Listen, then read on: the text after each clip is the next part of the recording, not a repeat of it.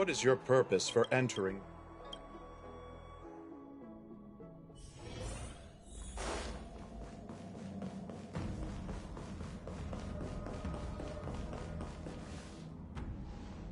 Earlier at the Palace of Astral, I introduced these guests from the Astral Express to you, Elder Huayan.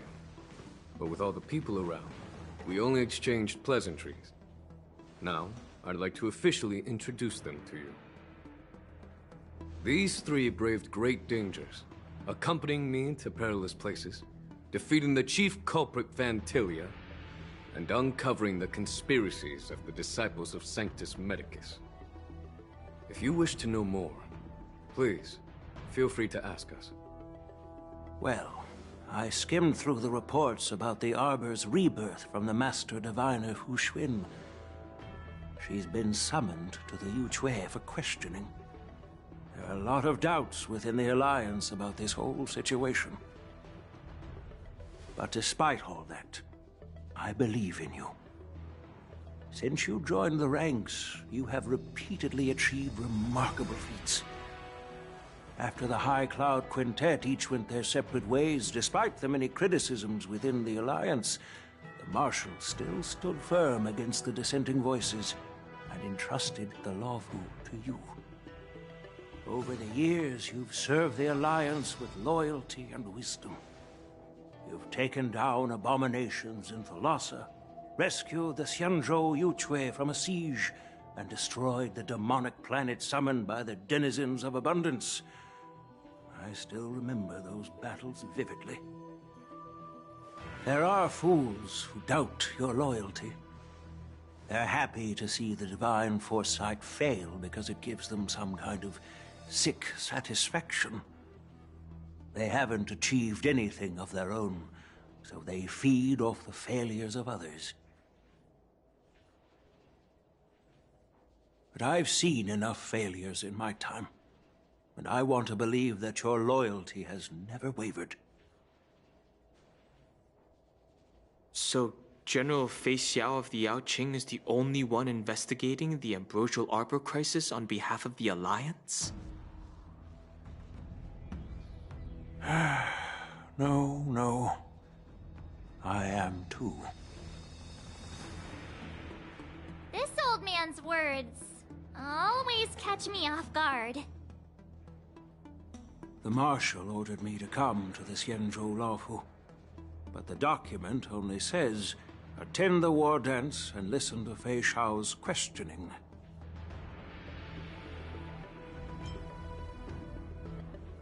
No need for that. You're all important witnesses. The Marshal is well aware of Jing Yuan's purpose in holding the ceremony, and understands the situation he is facing. She mentioned it because she believes both issues are important. Thanks for your kindness and sincerity, Elder Huayan. But is it appropriate to tell everyone here about the Marshal's orders? By introducing the Express's witnesses to me alone, aren't you aiming to discern the intentions behind both my actions and Fei Xiao's? And whether there's any discord between us? Well, since I'm being open and honest with you, I encourage you young folk to do the same. As for the Ambrosial Arbor crisis, all I need to do is listen. General Fei Xiao will be the one asking the questions. To be honest, I'm more concerned about the timely start of the war dance. Oh, by the way, I've prepared a gift for the war dance.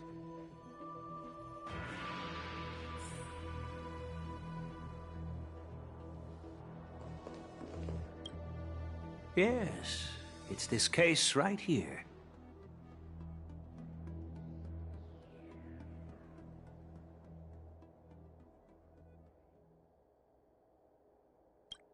There will be numerous contests and celebrations during the war dance, and the main event will be the Ringmaster's Challenge. The host will dispatch a skilled warrior to take on challengers from all over the cosmos, showcasing the excellent martial arts of the Xianzhou Luofu. When you mentioned that the Astral Express would be attending the ceremony, I thought the High Elder of the Luofu would be the Ringmaster. You humor me, Elder Huayan. The healer lady is just a young lady who knows nothing about martial arts. How can I assign her as the ringmaster? I'm no match to you when it comes to joking. What's this box for? Why don't you open it, General Huayan? This sword case is intended for the Wardance's award. It's empty now, but in a few days, a precious sword will be delivered and stored inside. I don't mean to boast about our skills, but this sword represents the pinnacle of the Zhuming's craftsmanship.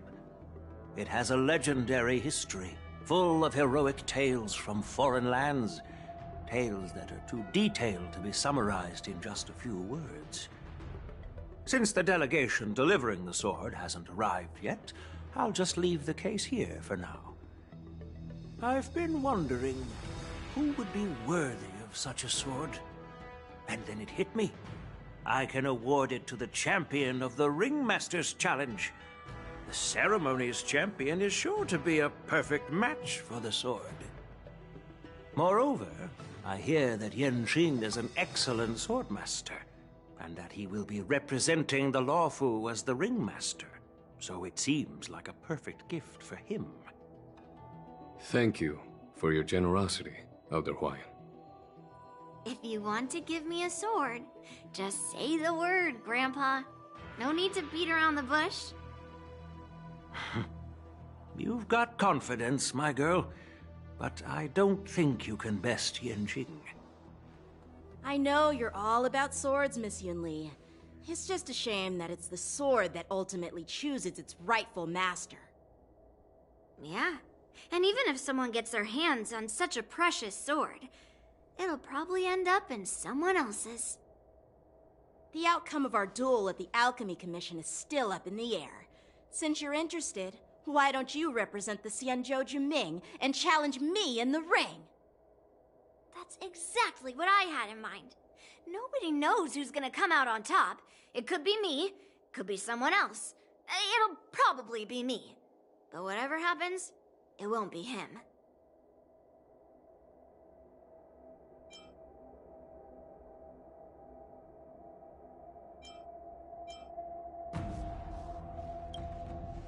Not to be rude or anything. We've been watching their drama. I'm dying to find out who beats who. Quiet down. We have other guests here. I've prepared this sword to add some excitement to the ceremony, not to have you two squabble. It's not a good look for the Alliance.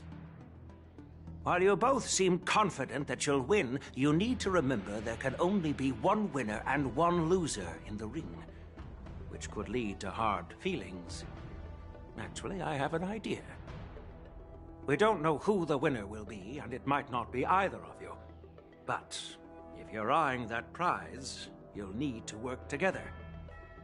I want you to take on an apprentice who will take part in the war dance and win at least one match. How does that make sense? In my humble opinion, while a Cloud Knight is commendable by securing victories, it's even more so to pass on your skills and spread the way of swordplay. I'd be greatly pleased if this apprentice could represent the Express in the war dance by displaying their Cloud Knight flair and prowess. Well, Elder Huayan's idea is quite interesting. Imparting swordplay skills requires teamwork, and both the winner and the loser will learn a valuable lesson regardless of the outcome. The question is, whom should the two of them take as an apprentice? Huh? Who? Wait, me? I noticed just now that Miss March seemed quite interested in the outcome of your sword fight. So I thought, why not teach her the art of swordplay? Wait. Are you serious, General? Why am I being dragged into this all of a sudden? I've never practiced swordplay before. I'm a total newbie. You really think I can learn it? Well, you'll probably realize I have no hope and give up on me. And that'd be so embarrassing.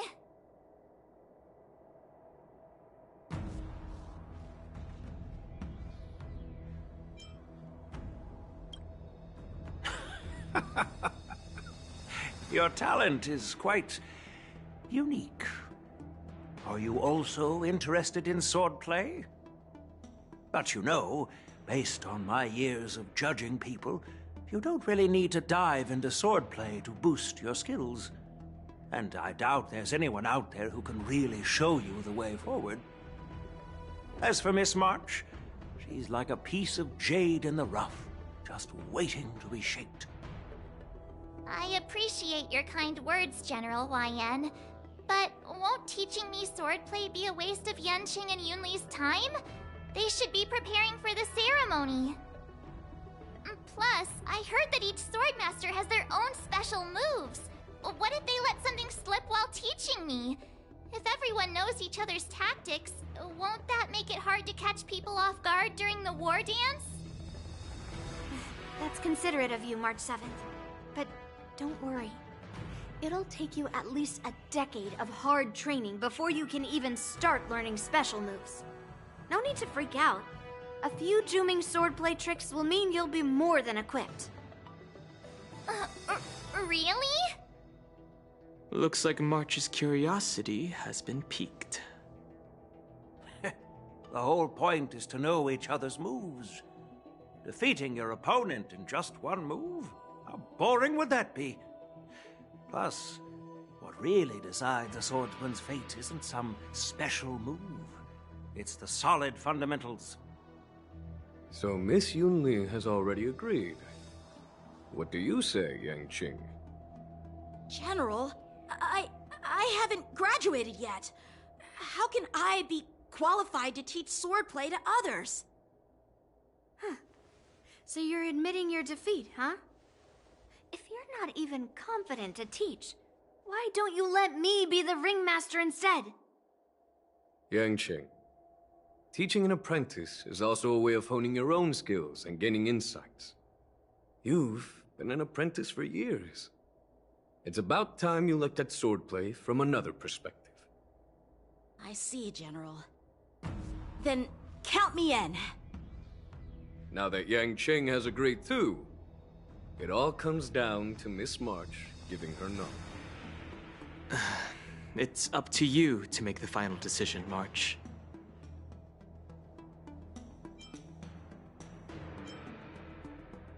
At least that way, I won't have to worry about you accidentally shooting me in the butt all the time. Hey, I've never missed my target. Then I'm on board. Thank you for your kindness, General YN. Great! Starting tomorrow, Yanqing and Yunli will teach you the basics of the Cloud Knight's swordplay. Yunli and I will head out and purchase some sword practice equipment for Miss March. Think of it as a little initiation gift. You're too kind. Wait, you're giving me a gift? Shouldn't it be the other way around?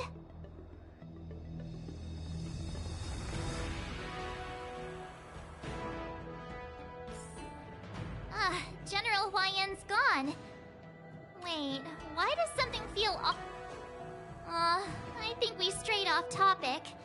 How did things even get to this point?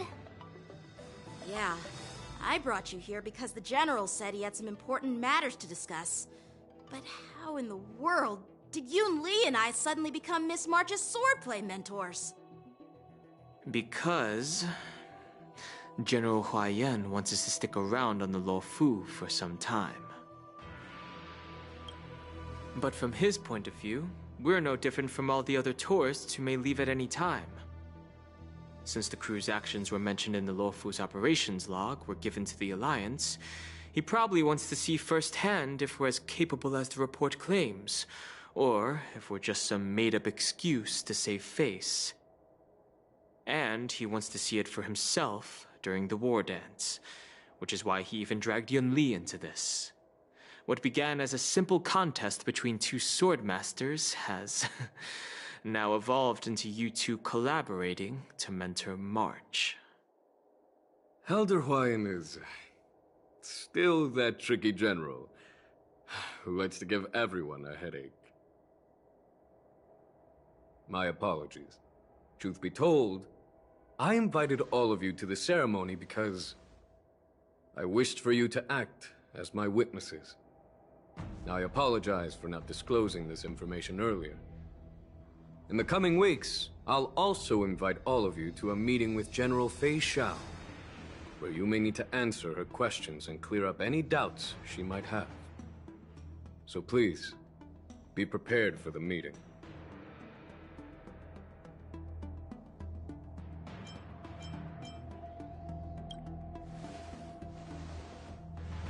Did we do something wrong? We really did save the Luofu, so why do you want to sneak off like we're fugitives? Don't worry. No matter what happens, I'll stay here as a witness and answer any questions she might have. Thank you, everyone. General, I know there isn't much I can do to share your burden, but... As the Luofu Ringmaster, I won't let anyone defeat me in the war dance. I know.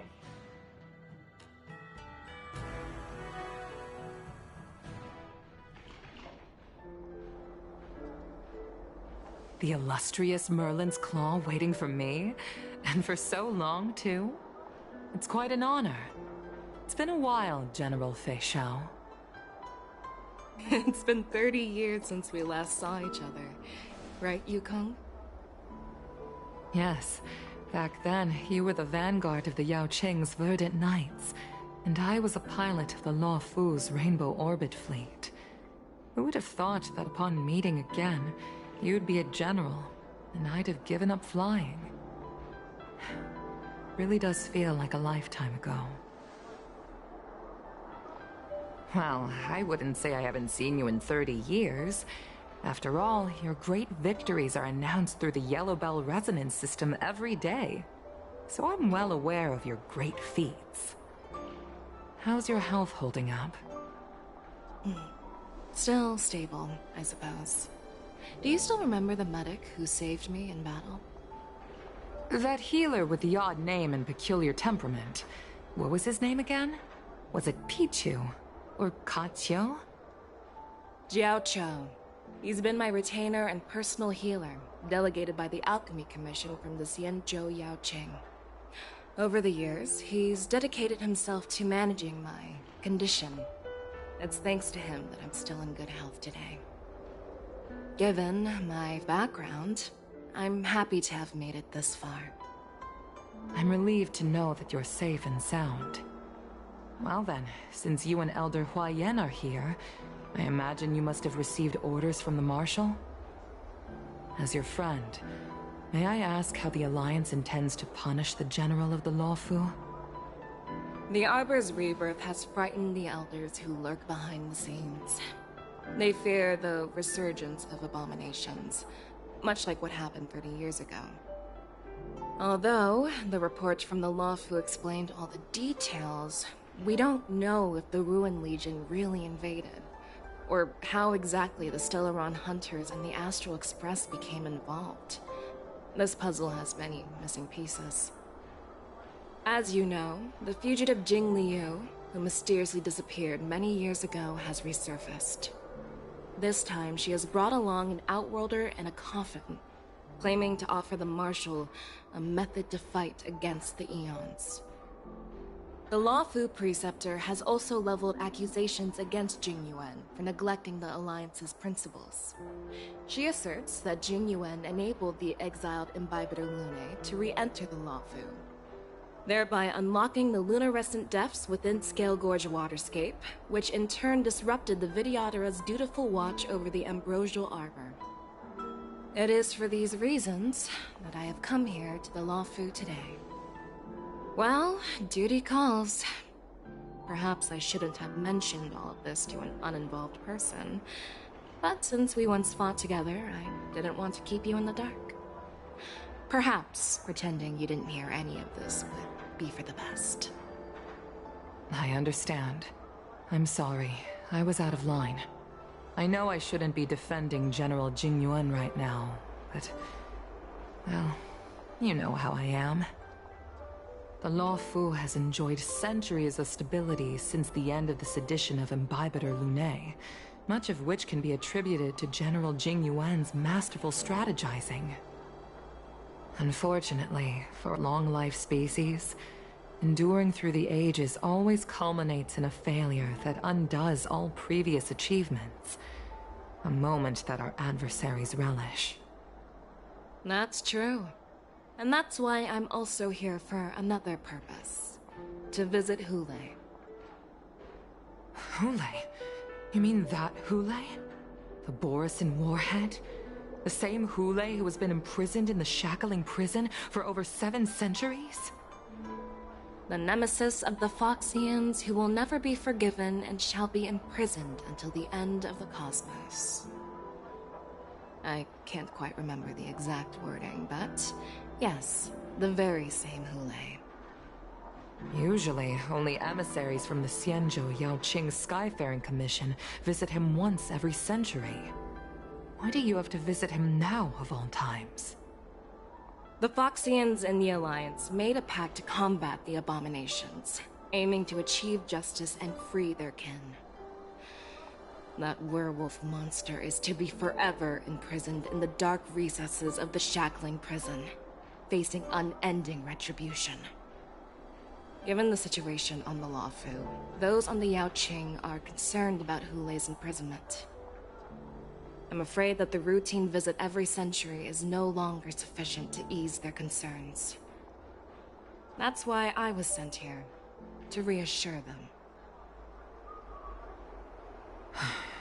It's all bad news. Well, not everything. There might be a silver lining. Oh, by the way, I found some clues about the thing you asked for. Tell me more. The Verdant Knights followed the route you mentioned and discovered the wreckage of the Whistling Flame ship. Unfortunately, there were no survivors and no cargo. However, someone had already been on the scene before we arrived. Our people? Or someone from the IPC? No, neither. Yukon, have you heard of a person named Ron May?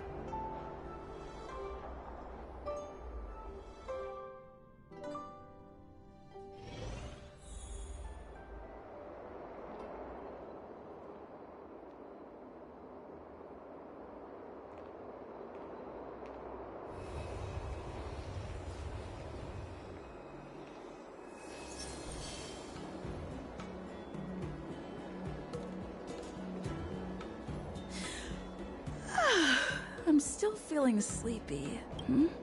Did I oversleep?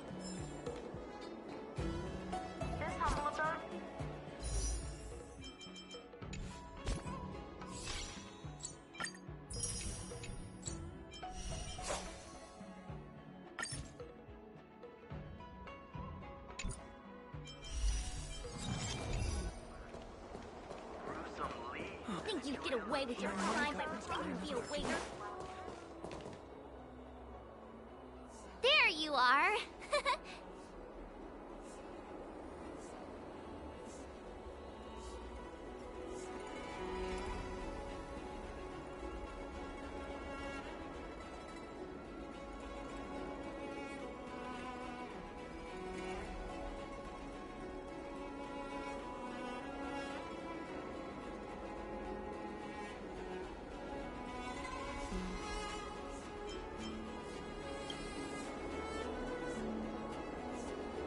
It's an honor to learn from you, Master Yanqing. Oh, in all those immersions and novels I watched, when apprentices want to pay their respects to their masters, they usually bring fancy gifts, kneel, and bow. I'm really sorry, but I haven't prepared anything yet. Hey, why are you blushing, Master Yanqing? This is, the first time someone has called me Master. I need to, get used to it. Let me make it clear. Swordplay training is about improving your body, mind, and strength. It's not a casual game you can master overnight. I promised General Huayan that I'd teach you Cloud Knight swordplay, so you can participate in the war dance and defeat at least one opponent. I'll do my best, but if you break your master's rules...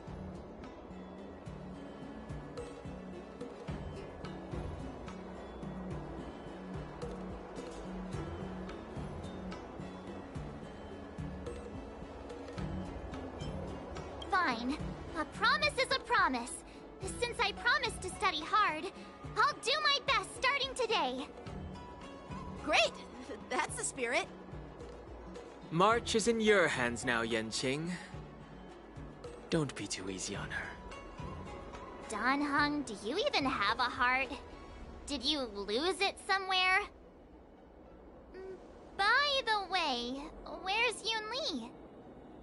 I've found a quiet spot in the back garden of the Palace of Astrum for our first lesson together.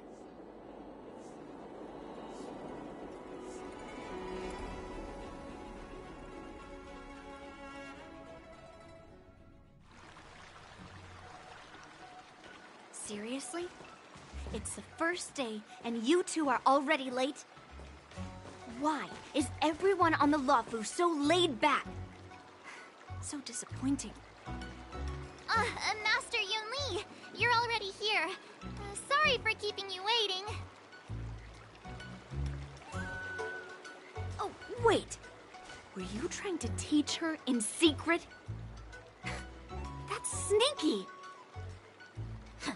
I'm just showing you what Luofu etiquette is all about. She might be my apprentice, but it's customary for the master to personally escort their apprentice to the place of learning. As the host, I'll be teaching Miss March the essence of Luofu's swordplay, after which she'll emerge victorious in the war dance ring. You won't be complaining about Luofu's swordplay then. Stand aside, rookie. Let me show you how we Zhu-Ming swordmasters treat their apprentices. Quickly, over here, Miss March. This is a reverse mentorship gift from me to you. I hope you put it to good use. What's this? Xianzhou clothing? It's so beautiful! Sword practice requires precise movements. This outfit is tailored to fit perfectly and allows for smooth movements. I even added some small accessories. I put a lot of thought into it. You're awesome, Master Yun Li! See? See? How can you compete with me? I'll teach March 7th the essence of Zhu-Ming swordplay so she can win the contest with my sword skills. Actually, I've prepared something too. Huh?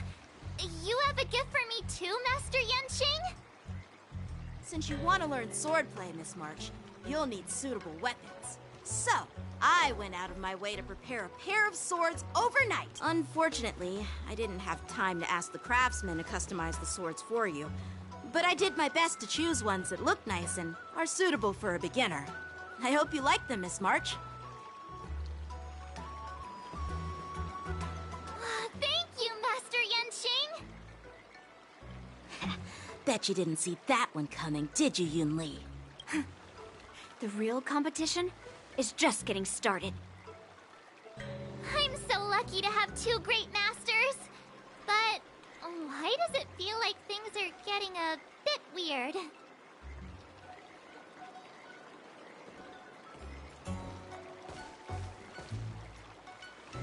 So what do you think, Masters? Does this outfit suit me? Perfect. I chose it carefully. It's perfect for beautiful young swordswomen like you and me.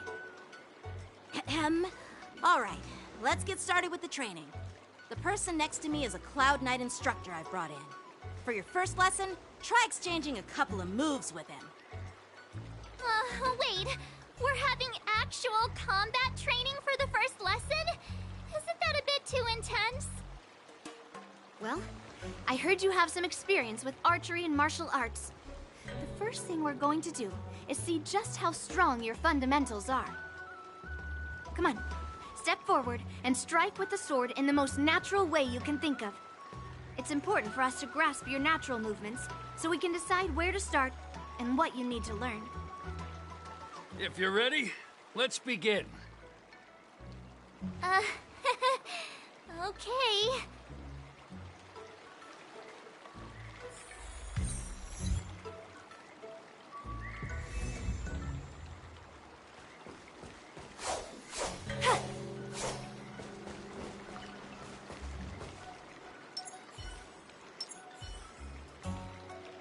Are you ready?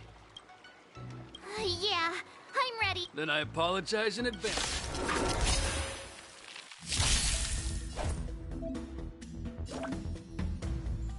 Please have some tea. Pay close attention, Miss March. Lawfu swordplay is all about being swift and agile in your movements. Swords descend!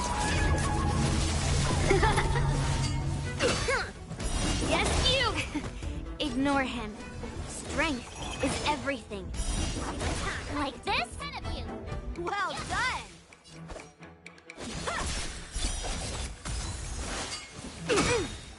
Yes, you! Severing mountains! I'm starting to get the hang of it. Awesome! Ready to shine. With a true heart and focused mind. Here I come. Right on time. Again. Yes, you!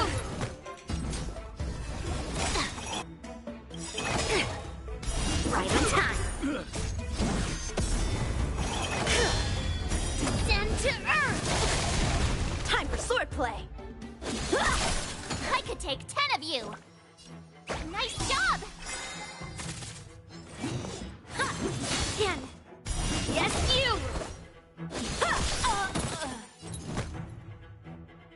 Strike! Here you go, Master! Time to show you what I can really do. Azure Dragon, White Tiger, less cards, watch this! Are you mumbling about? Isn't this, sword technique? Shouldn't I be saying something cool? You'll make good practice. Nice job! Lead through clouds! Right on time. Oh, I get it! Alright, check out this move!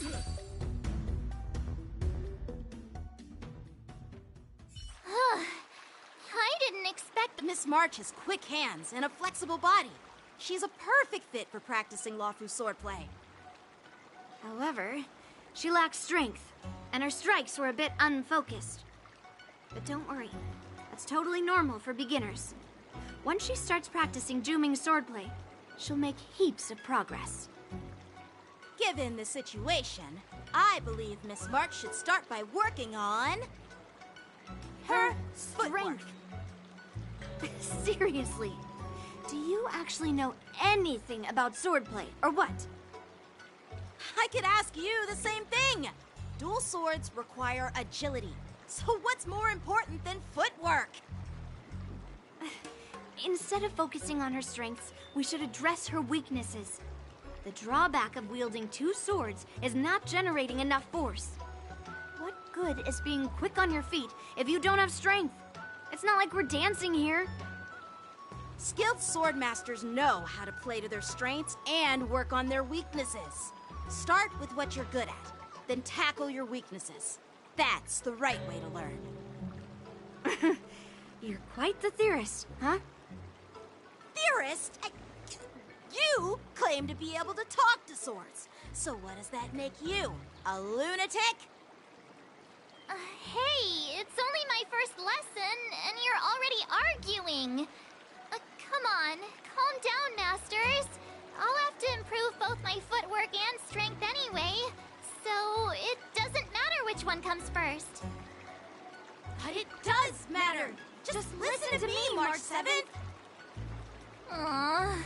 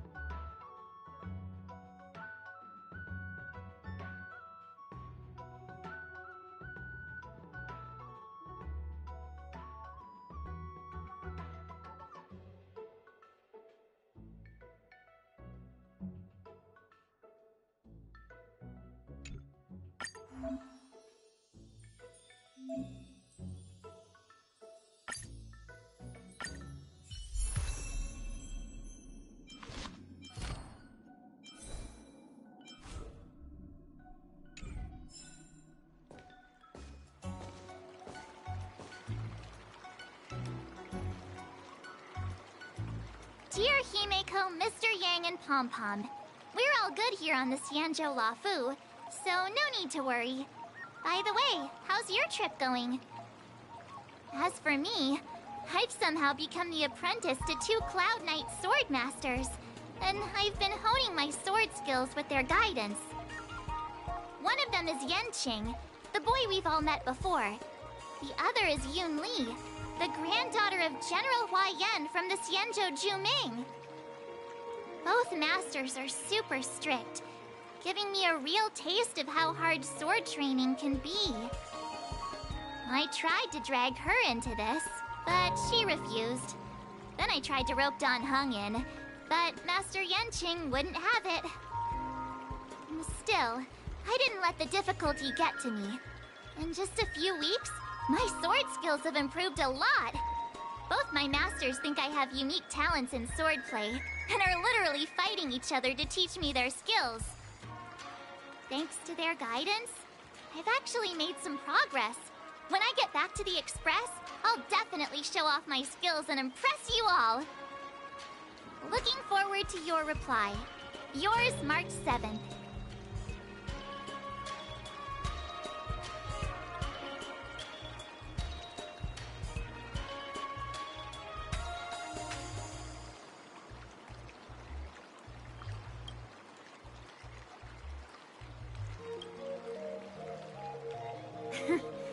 Well done. Let's call it a day.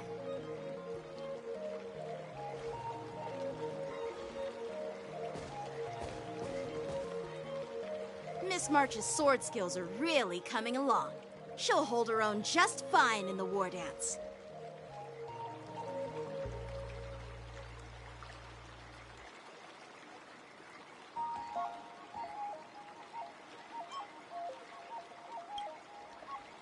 Just you wait and see.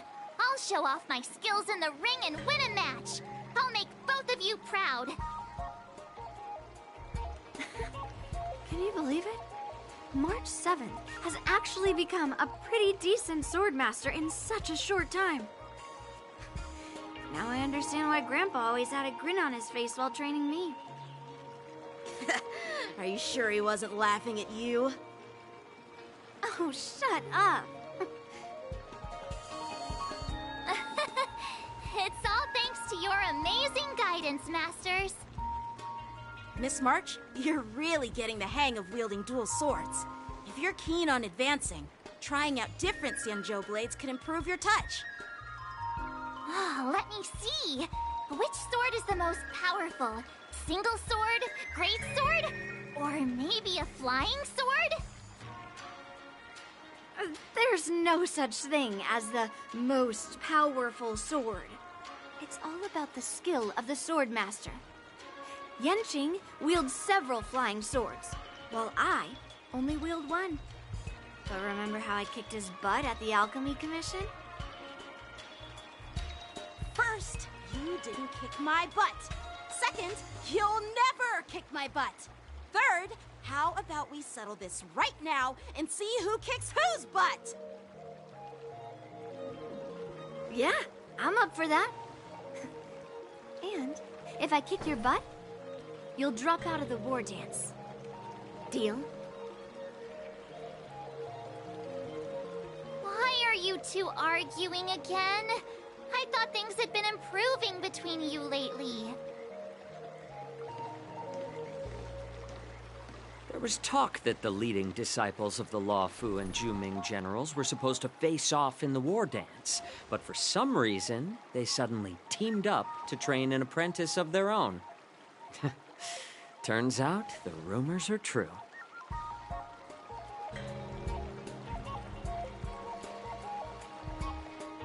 Tomorrow is the big day of the war dance. Shouldn't you two be focusing on honing your skills instead of teaching swordplay here? You're... Oh, that's right! You're the pink-haired fox from the Yaoqing!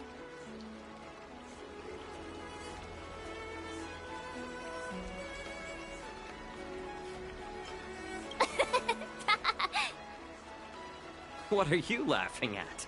You've got pink hair, too. I'm Jiaoqiu, the healer working for the general of the Senjo Yaoqing. Ah, got it. So, you're the participant attending the war dance on behalf of the Yaoqing. And you were trying to sneak a peek at our training? Sorry for the misunderstanding. I don't know anything about martial arts. I'm just here on the general's orders to take care of some official business. I didn't mean to interrupt your training. I'll be on my way. If you know nothing about martial arts, why were you smirking earlier? Well, my curiosity got the better of me, I suppose. When I heard Miss March's pondering about what to learn, I couldn't help but wander over. From my professional experience, cleavers, slicers, chopping knives, and carving knives are all just tools.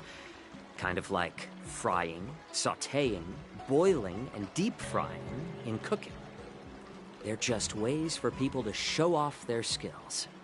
How you use them really depends on the ingredients you're working with. It's like your sword teaching methods. If you align your ingredient, in other words, your apprentice's natural tendencies, with the right cooking method, by which I mean the teaching method that best suits her, she'll make double the progress in half the time. For example, golden eggplant tastes best when fried, cloud peppers when stir-fried, and yellow boulder beef when simmered. It's all about discovering the nature of the ingredients. Apprentice.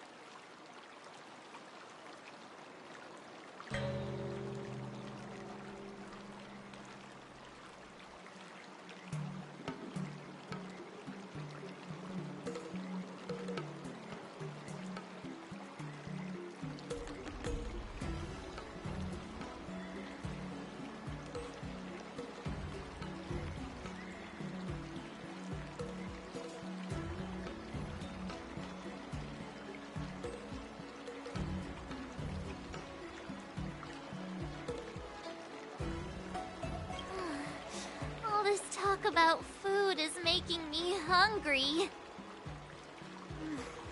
Aren't you a healer? Why are you talking about food? Well, it's just a metaphor.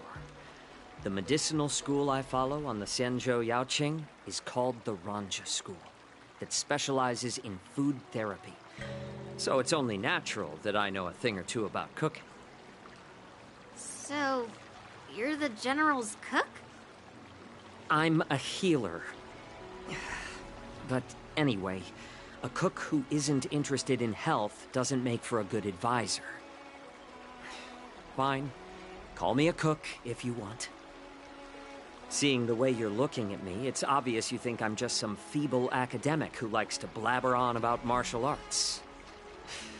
But, in reality, I know a thing or two about killing. After all, the art of healing inherently encompasses both life and death.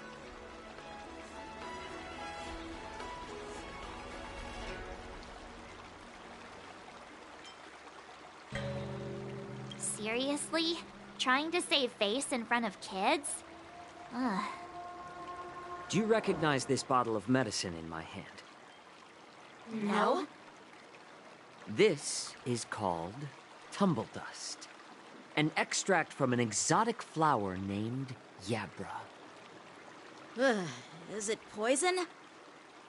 Well, it depends on how it's used. With just one drop, it's able to numb a patient's body during surgery, making them painless throughout the entire process. However, increase the dose or the potency, and it'll slow the metabolism, making the blood thin and resulting in the loss of all senses. Even long-life species cannot escape its effects. This thing can save lives or take them. It's more powerful than the swords in your hands. That may be so, but still, I prefer settling things with a sword than, you know. Huh. Looks like I did get you all wrong. You're not a feeble scholar, but a sinister and despicable one. Hey, why the insults all of a sudden?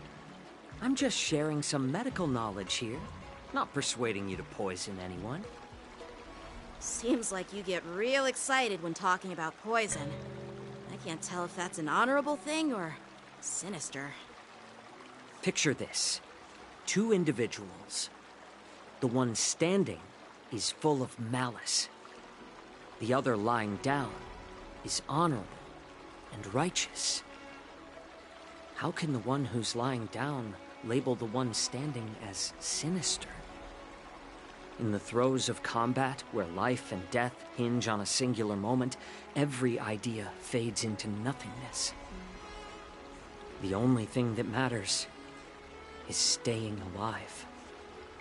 Surviving the battlefield reshapes all notions of worth, be it integrity or treachery. In my eyes, their significance is negligible. Perhaps you've underestimated Yunli and me, Mr. Jiaoqiu. We may be young, but we've seen our fair share of war. Well, then you should know that the war dance is nothing more than a contest. So why are you so focused on it? When I was appointed as the ringmaster for the war dance, I asked the general, we Cloud Knights are supposed to charge into the fray and slay enemies. Why do we have to swing swords in a ring just to please an audience? And this is how the general replied. To unsheath your sword in a ring is no different than on the battlefield, as your sword reveals the might of all Cloud Knights. The war dance is the perfect chance to showcase martial virtue and forge alliances from all over the cosmos. When we unsheath the sword without drawing blood, we not only display our might, but also the martial virtue of the Cloud Knights. That's quite an insightful statement, Yanqing. Well, my apologies for being so short-sighted. I've been on the Luofu for quite some time, but I haven't had the chance to see the ceremony venue for myself yet. Hearing you speak so highly of it has piqued my curiosity. Would you mind showing me around? You want to see the Sky Splitter ship where the war dance will be held? Let's go! I bet Yunli and Miss March haven't seen it either, right?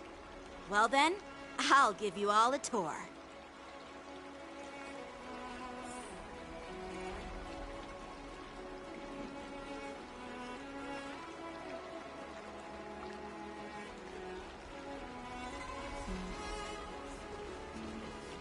Let's go. I'll give you a tour of the Sky Splitter.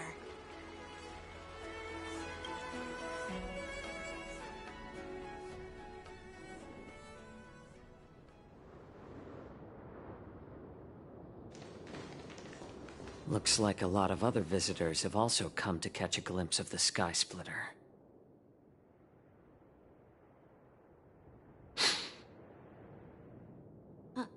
What's up, Mr. Jiaoqiu? No, it's nothing.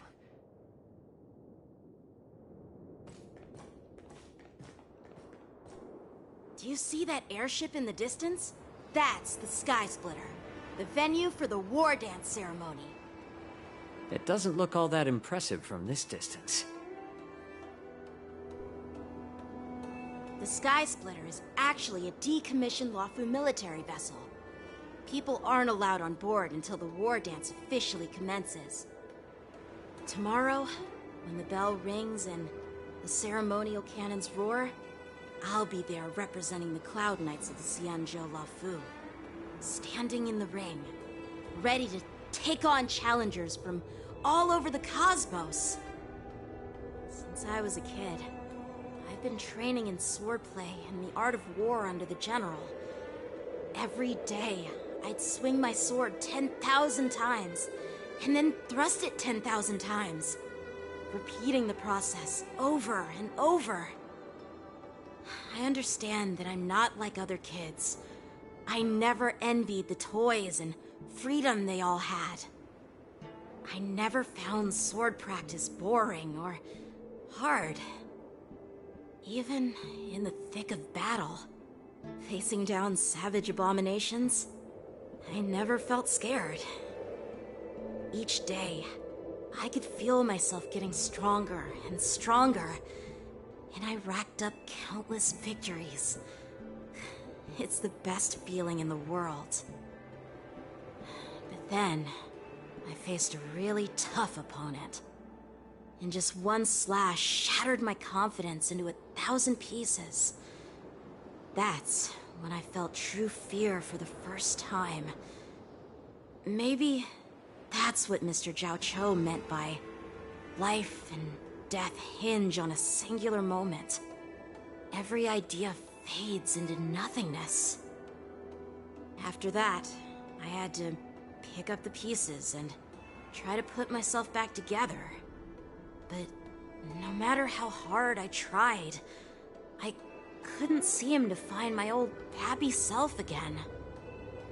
I often ask myself, why do I wield my sword? If defeat is inevitable, why do I continue to fight? Is it to reclaim the joy of victory? To meet the General's expectations?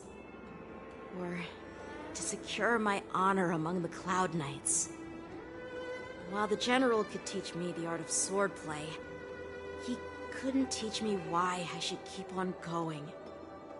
He said the reason must come from within myself. I've been struggling to find that reason. But after talking with you, Mr. Jiao Cho, I think I already have that reason in mind. As a member of the Cloud Knights and the General's apprentice, I've had a weight on my shoulders. And I know there's still more to shoulder. But when I wield my sword, it feels like I'm letting go of everything. I love the feeling of giving it my all, facing any obstacle in front of me, pressing forward. That's why I wield my sword.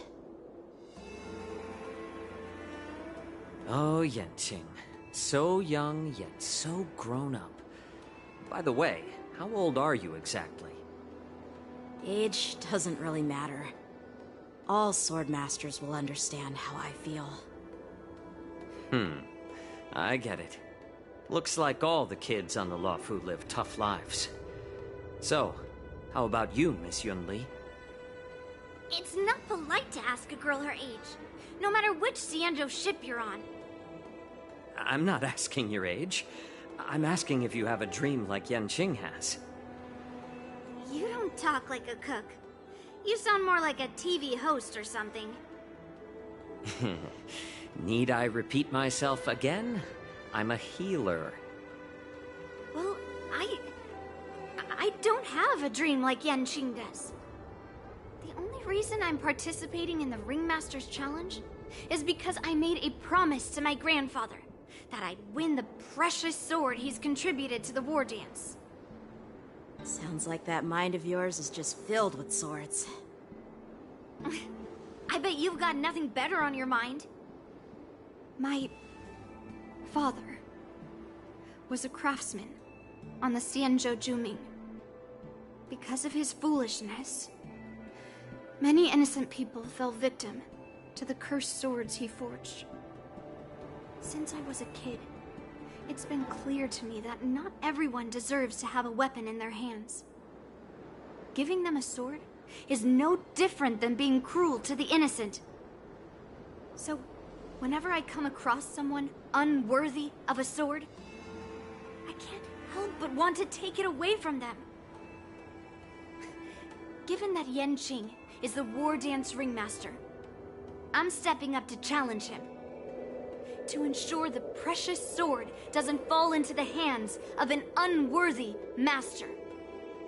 Hey, what do you mean by an unworthy master? I see. It's not easy for kids on the Juming either. Well, it's better to have a reason for wielding a sword than to be lost and confused. I've saved countless Cloud Knights in my life, and there are plenty of exceptional warriors, just like the two of you. What happened, Mr. Zhao Cho? Oh, nothing. I was just reminded of some old friends and old tales. Judging from my professional perspective as a healer, both of you possess remarkable vitality. Your energies flow like raging fires and mighty gales. The upcoming fight will definitely be impressive. Well, we've seen the Sky Splitter and toured the Stargazer Navalia. I guess it's time to say goodbye for now. What? You're leaving already? But you haven't asked me about my dreams.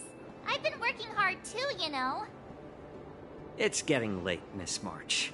Unlike you lot, I'm a grown-up bound by responsibilities and duties. The tasks entrusted to me by the General won't complete themselves. By the way, Yanqing, is it normal to have so many people wandering around in an automated area like the Stargazer Navalia? Actually, this is a restricted area.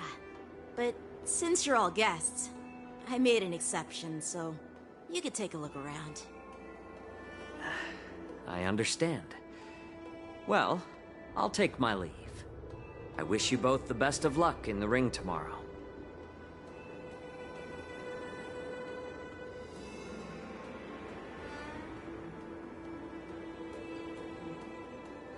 Seriously? I just spent so much time thinking about my dream, but he didn't even ask me. Now that we're done with our tour of the Sky Splitter, shall we continue with our training? Why don't we take a day off? What? You want to secretly practice swordplay by yourself? Dream on. You know cramming before a fight never works out. For some reason, seeing the Sky Splitter has boosted my confidence. So, I've decided to conserve my strength for tomorrow. Alright, I'll take you out of the Stargazer Navalia.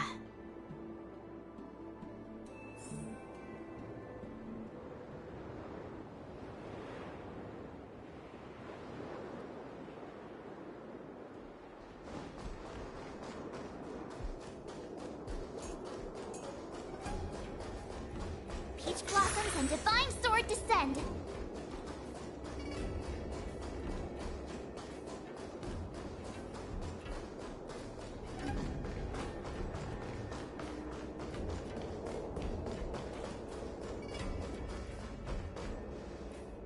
Oh, just shut up, Red Fang. This is not a beast ship. I need some time to take care of things. You willingly donned the skin of a lowly beast to join this mission, dedicating yourself to our glorious cause. And now you're telling me you can't handle it? Do you realize how many ships we need? I'm doing my best, all right? It takes time to figure all this out. When the guns go off tomorrow, all eyes will be on it. That'll be our only chance. How's that? Who's there?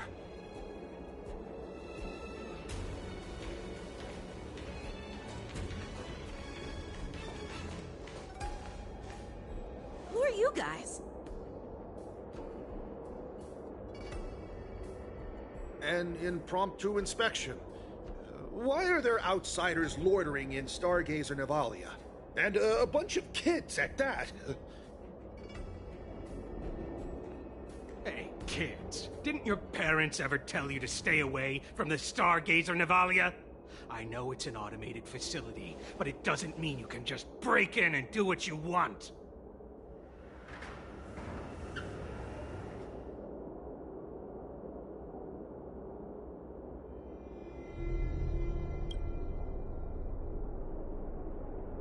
Sorry. I'll take the little ones away right now. Big sis, let's go. I want to play in Everhunt Plains.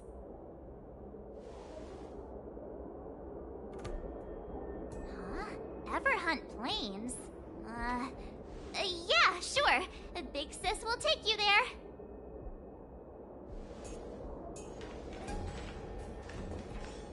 Shuha! You should have let me. Shh, the overhaul is done, and everything looks good. We should leave.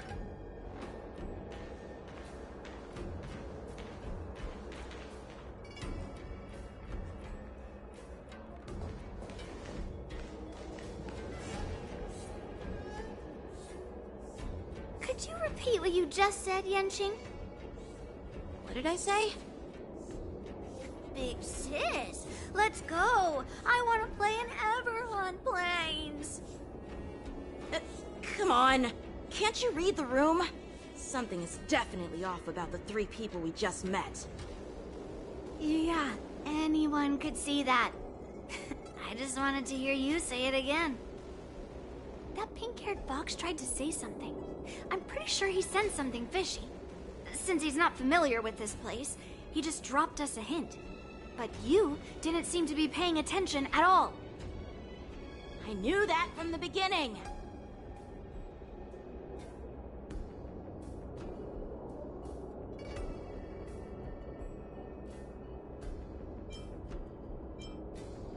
That Cloud Knight didn't recognize Master Yenqing at all. That's really weird. What? Is he famous on the Laofu or something? Not even the Cloud Knights on the Juming, who all know my glorious name, might recognize my face. You have a point. A Cloud Knight, a member from the Skyfaring Commission, and a craftsman. They're from various departments, and the reason for the overhaul seems legit. But one of them blurted out some weird language just now. Did you hear that? I have a feeling that if we secretly tail them, we'll definitely catch these guys in the act. Follow my lead, and be careful not to blow our cover.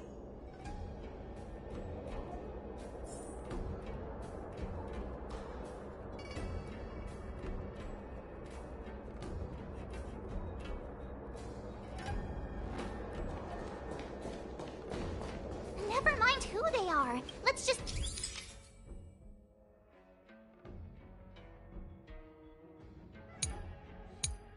film them.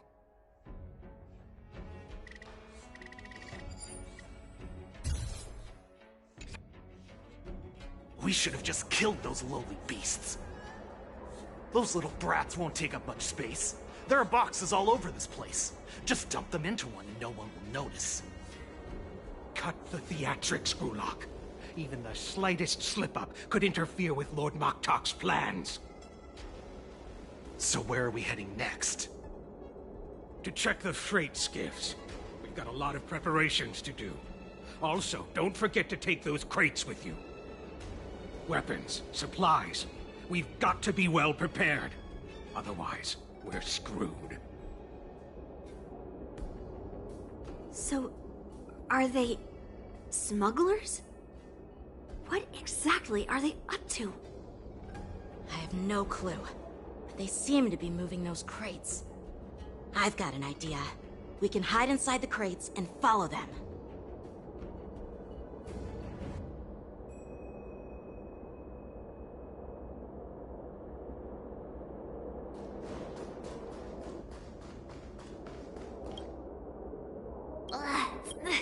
Just hang in there.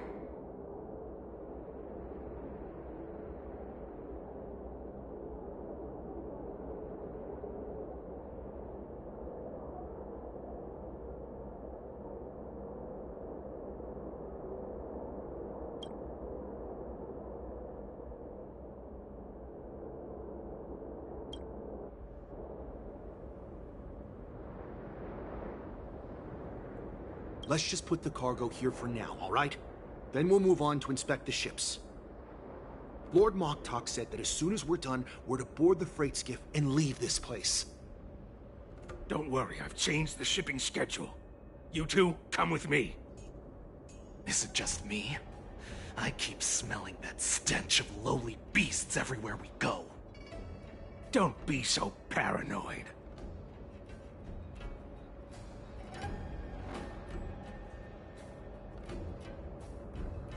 Looks like they're planning to escape on the skiffs in Stargazer Navalia.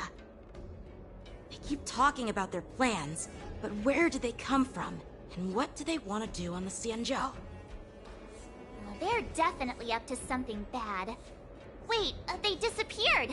Let's catch up to them.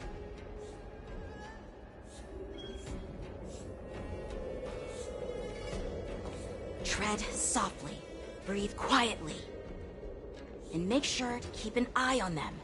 Hide out of sight as soon as there's any sign of activity. Watch out! They're on high alert!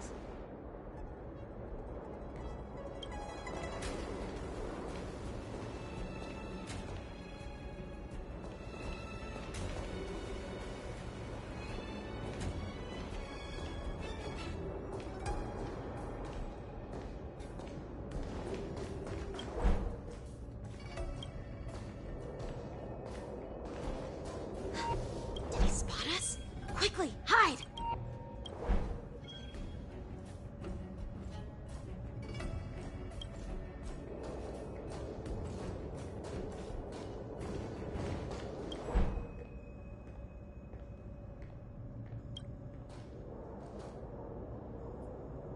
Don't be so paranoid. We're not too hard. I'm coming!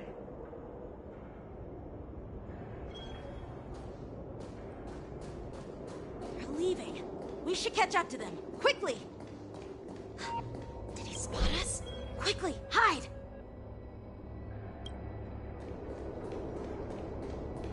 Watch out!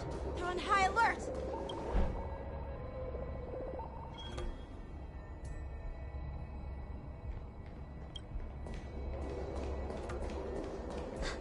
Did he spot us? Quickly, hide! I knew. Looks like those brats. Why are they coming back? Don't be so too hard.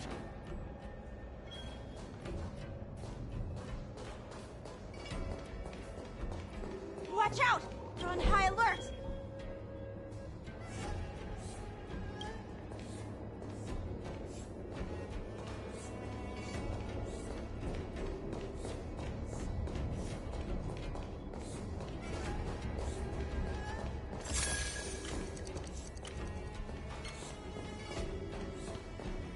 What are they up to?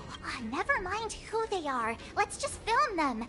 That way, if they do anything bad, we'll have solid evidence against them.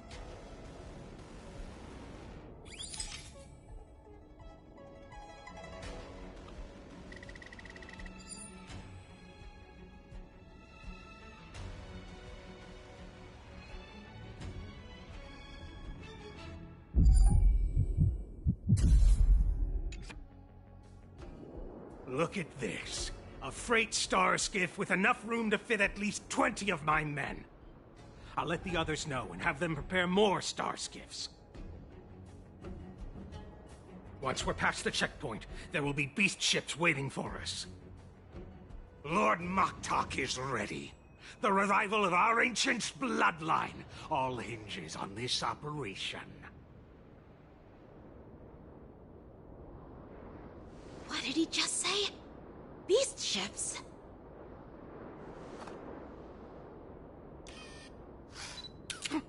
Who's there? It's those brats! I told you to get rid of them, but you didn't listen, you idiot! Wipe them all out!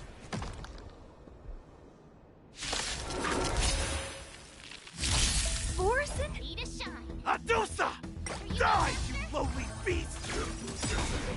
Until everything burns to ashes!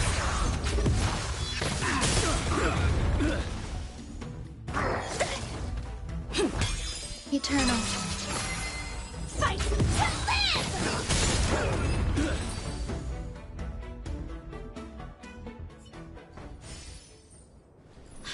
How is this possible? How did these Foxians change their appearances like that? They're not Foxians at all. They revealed their true form. They're Borisin, just like the bandits I defeated on the IPC ship. Wait, that means...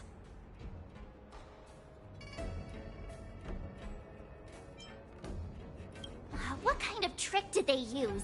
When we were tracking them earlier, they looked just like normal Xianzhou Foxians. It's not just a simple disguise of wearing our clothing and shaving their whiskers. They're somehow able to alter their appearance to be indistinguishable from Foxians. They even have official IDs for the Skyfaring Commission, the Artisanship Commission, and even the Cloud Knights? Let me check this fake Cloud Knight's tag. Maybe it'll give us some clues. Lu Jun, an officer of the Patrol Defense Squad? Wait! What's the matter? I encountered a patrol officer named Lu Jun before. It was a few weeks ago, when we were transporting the Borisin prisoners. They can forge official identities and move around the Xianzhou without raising suspicion. Oh no, this is bad. Even worse. If you find one cockroach on the Express, it usually means... There are more Borisin hiding on the Xianzhou. I bet their plan is much bigger than just stealing information. We've got to report this to the Seat of Divine Foresight.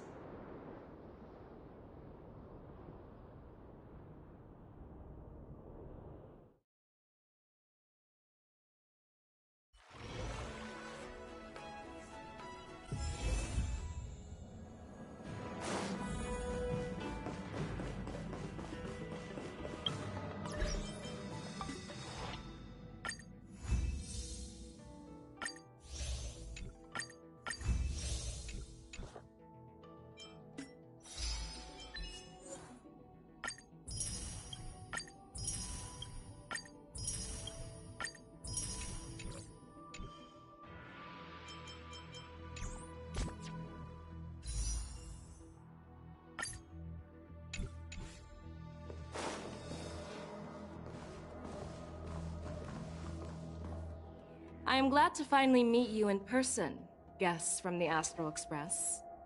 I'm Fei Xiao, the General of the Xianzhou Yaoqing. Let me introduce our guest to you. The one dressed in green.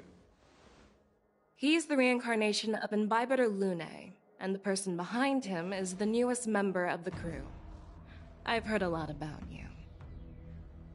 Outside the reports from the Law Fu, the Skyfaring Commission of the Yaoqing has also gathered plenty of information about both of you.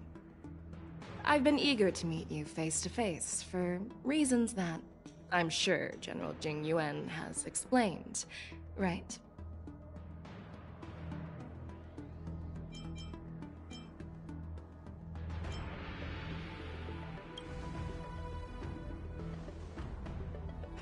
Straight to the point. I like it. According to General Jing Yuan's report, the Ruin Legion is to blame for the Ambrosial Arbor crisis, and all Arbiter Generals should pay attention to the Ruin Author's movements. Over the years, the Destruction's minions have wreaked havoc on countless worlds, and the Alliance has been keeping an eye on them. But no one expected them to join hands with the remnants of the Abundance. The damage caused by the Ambrosial Arbor crisis was far less severe than expected, which is good news for us. However, it was quite different from the Ruin Legion's usual style of destroying life wherever they go. While I trust the bravery of the Divine Foresight and the Nameless, I'm curious about some details missing from the report. I'd like to take this chance to have an exchange with both of you. Let me be clear. The questions I'll ask might not reflect my actual thoughts, so please don't take offense if any of my questions seem a bit harsh. Please go ahead, General. But keep in mind, we can only answer based on what we know. And perhaps you already have the answers to your questions in your heart. You have a clever tongue. I like it. So Merlin's claw is quite articulate. Right now, her intentions are unknown, and Jing Yuan wants us to be honest. Let's cut to the chase. Before the crisis struck, the Astral Express was... However, everyone in the cosmos knows of the Stellaron Hunter's reputation. So, why did you place so much trust in...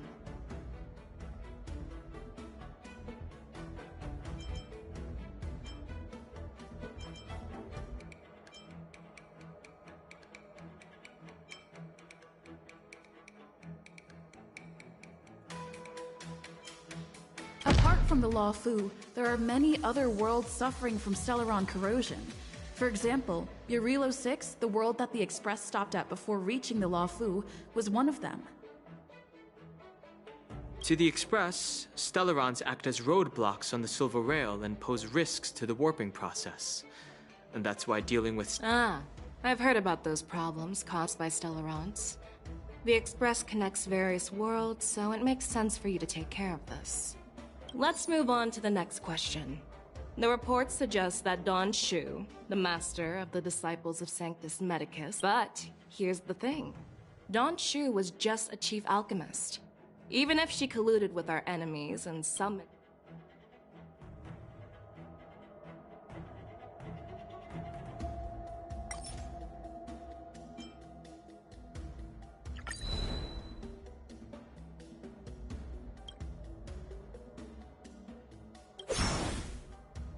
According to the report, Lord Ravager Fantilia is the mastermind behind. She disguised herself as an ambassador of the Skyfaring Commission and traveled with you.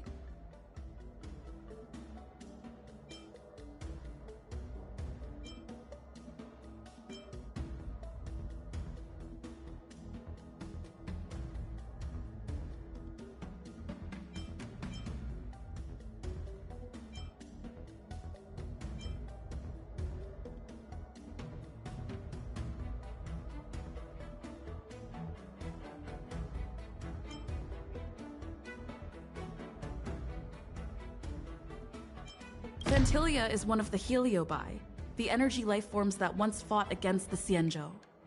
They're known for their unpredictable and elusive nature. Just as she said, when the ambrosial arbor resurrected, its roots broke through the creation furnace on the lawful. If Elder Hua Yan accepts the explanation, so do I.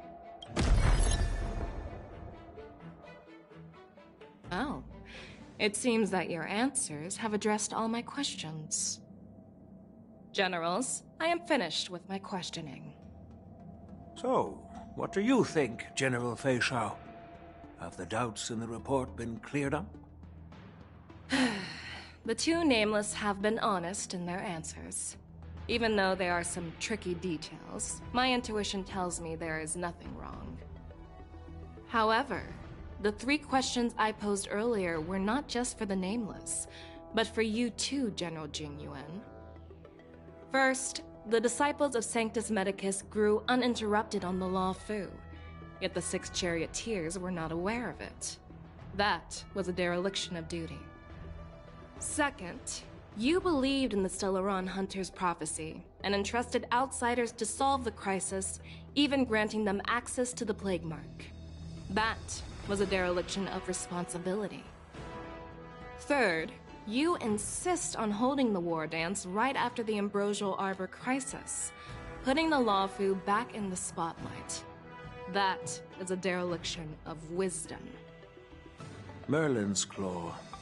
Is this your line of thinking, or the 10 Lords? From the moment I walked in, I made it clear that the questions I'd ask might not reflect my actual thoughts. the disciples of Sanctus Medicus were deeply rooted and had been plotting for a long time.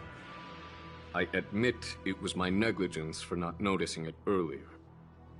As for the Stellaron Hunter's prophecy, I didn't believe all of it, but in the end, the Law Fu did survive the Ambrosial Arbor crisis. So, I think it's safe to say that Elio's prophecy about the future holds some merit.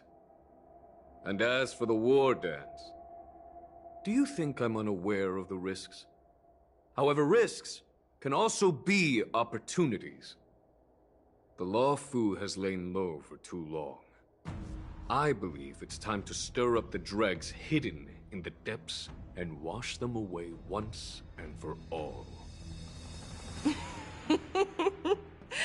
Just as I expected from our sophisticated divine foresight. You have a way with words. I like it. But, unfortunately, ever since the report was submitted, the Alliance has been filled with rumors and speculation. Even within the Law Fu, there are people accusing you of neglecting your duties, resulting in the Ambrosial Arbor's resurrection. So what are your thoughts on all of this, General Fei Shao? As a fellow Arbiter General, I fully understand the difficulties of this position. Personally, I think all these rumors are meaningless drivel. Across the sea of stars, the divine foresight knows better than anyone else what happened on the Law Fu and the meaning behind it. Just as what happened on the Xianzhou Yaoqing recently. You mean the Xianzhou Yaoqing is also... The scouts of the Verdant Knights have sent back reports that Borisin are making trouble again. The Borisin packs that were once divided and scattered have started swallowing each other up, forming larger and larger packs. Moreover, there's an entity named Mongus behind it all. An entity? According to the report, this entity isn't actually a Borisin. It's a woman claiming to be the messenger of the Master of Immortality. She's described as having 12 faces and 12 pairs of fangs, as cruel as poison, and as elusive as quicksand. The Borisin believe she'll give them a chance to rise again. That's Ventilia. That's right. You're lucky that I'm the one who came this time. If it were the Patina Justice or the Seer Strategist, this conversation might not be so friendly. I've always had faith in my instincts, so I don't doubt your good intentions. But the Alliance has its fair share of questions and doubts about the Law Fu. So, my plan is to come up with an acceptable answer to satisfy the Alliance. What's in this plan, General Fei Shao? General Jing Yuan, you already know what has to be done. But since you don't want to be the bad guy, I'll take care of it for you. You need the final word from the Ten Lords Commission to quell any doubts. And for that, I'll have to ask the two Nameless to visit the Shackling Prison.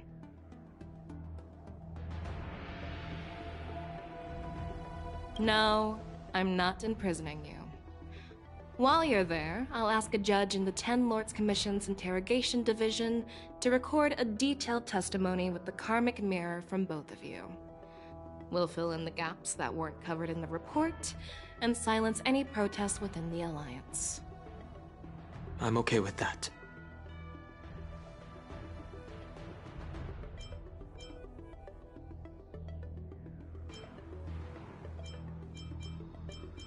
Worried that I might go back on my word and keep you in the Shackling Prison?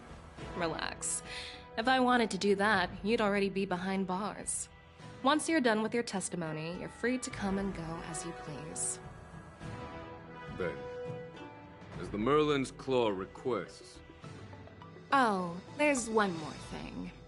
This testimony is for silencing the voices of opposition within the Alliance, but I would like to urge General Jing Yuan to listen to the pleas of the Foxians on the Xianzhou Yaoqing. So, you are here for Hule. Exactly. Hule is locked up in the Lawfu's shackling prison. Since he is the broodlord of the Borison, I want to transfer him onto the Xianzhou Yaoqing and imprison him there. The recent movements of the Borison suggest they're planning something big, so we must act preemptively. It makes sense to have the Foxians keep an eye on their arch-nemesis. Since you trust my judgment, I'll repay that trust. What do you think about all this, General Huayan? I was worried this would turn into a heated argument, but it seems like both of you are on the same page, solving each other's problems. I couldn't have asked for a better outcome. And as for Hule, I'll send my Lieutenant Zhao Chou and Moza to check on his condition in prison and ready him for transport. If there are no more questions, shall we get this started?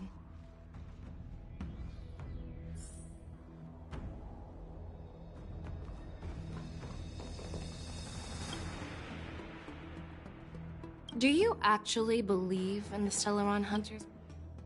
Yes, I do. That's why I'm here.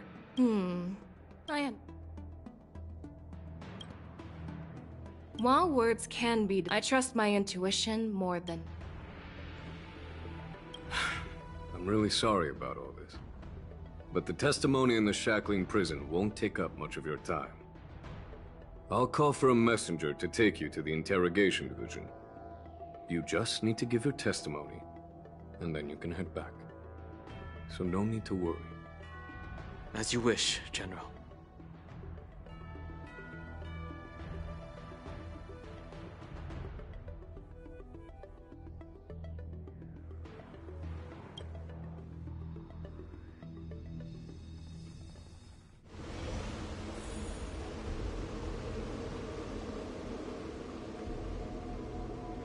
As General Jing Yuan requested, everything is prepared for your arrival, and I am here to receive you. The judges at the interrogation division also know your purpose in coming.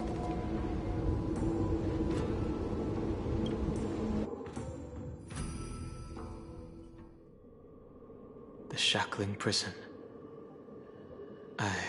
Don Hung. Don't worry about me. If you're ready, I'll open the gate for you.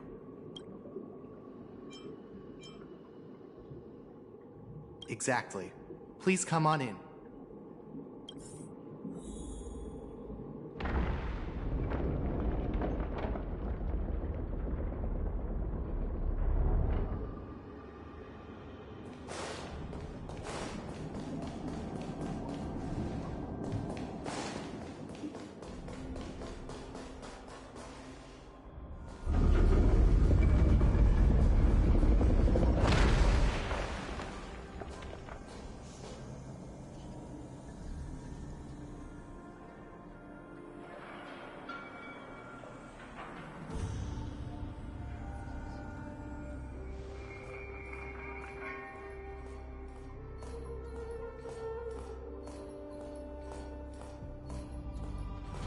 What are you looking at?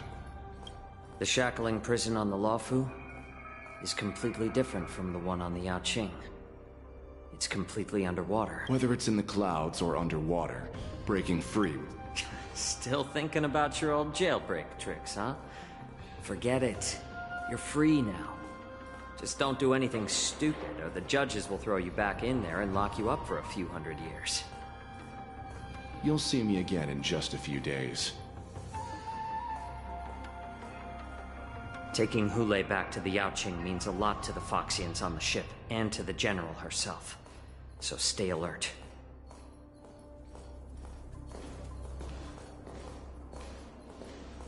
Guests, my name is Shui Yi, and I'm here on orders from the Incarceration Division of the Ten Lords Commission. We're Zhao Chou and Moza. General Fei Xiao sent us to extradite the Borison criminal Hule to the Yaoqing.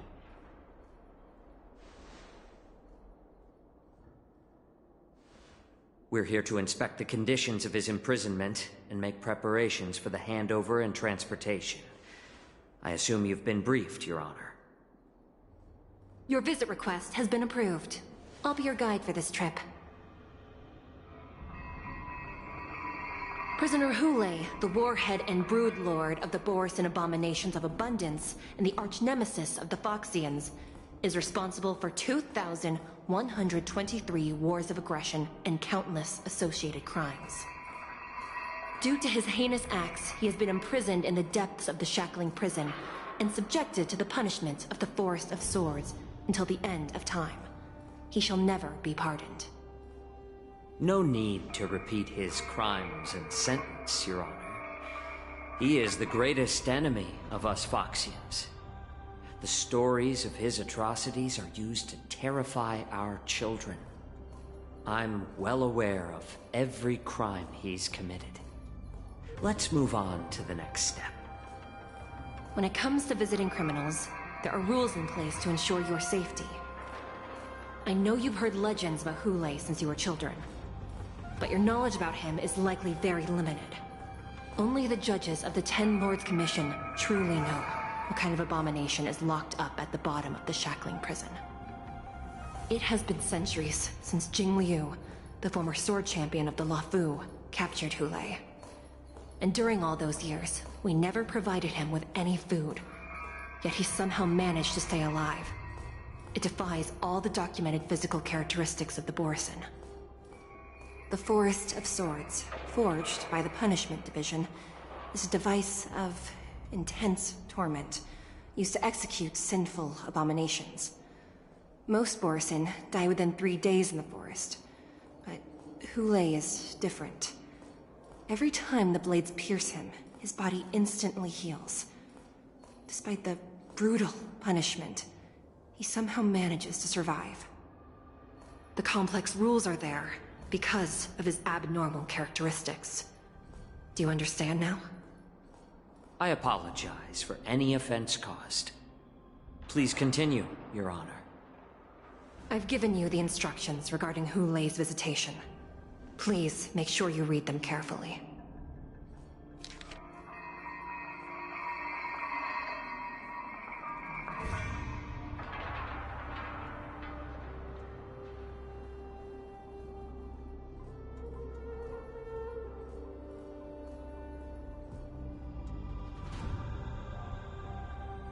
And please, take this pellet before proceeding. No, I'm not taking random medicine. Then you won't be allowed to visit Hule. Just swallow it already. Hule is like all Borisan. He can release a pheromone called lupatoxin that induces fear. Thousands of years ago, we Foxians were enslaved by the Borisan.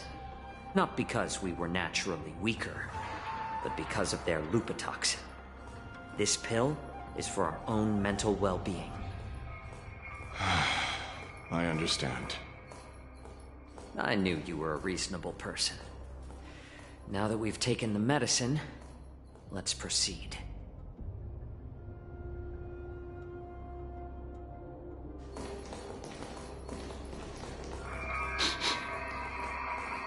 Your Honor. What is it? No. Never mind. Maybe I'm just imagining things. Let's keep moving.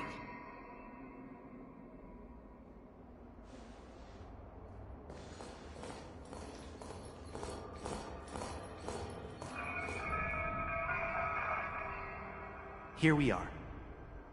Her Honor hasn't arrived yet. Please wait a moment.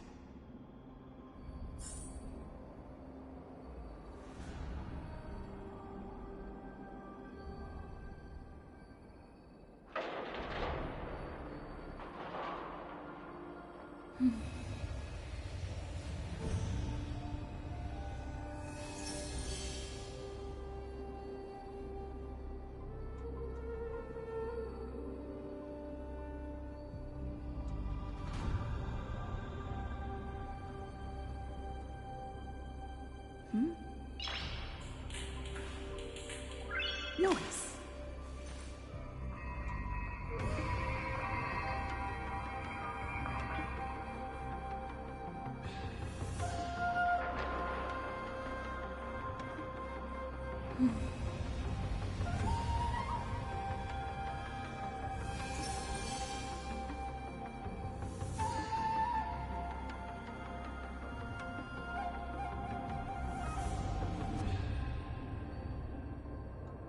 Noise.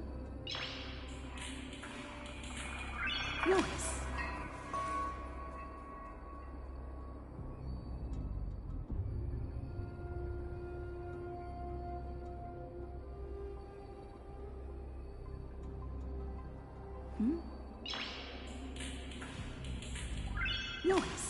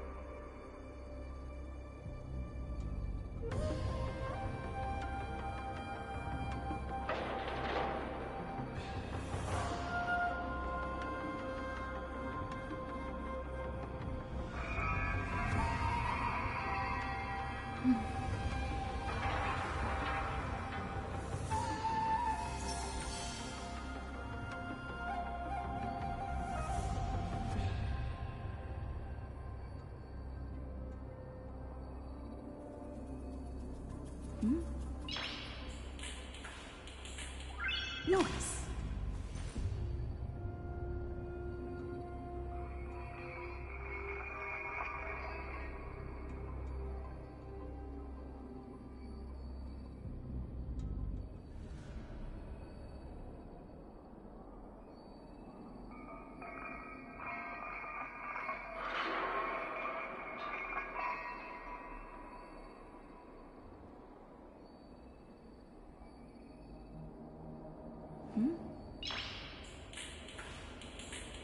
Noise.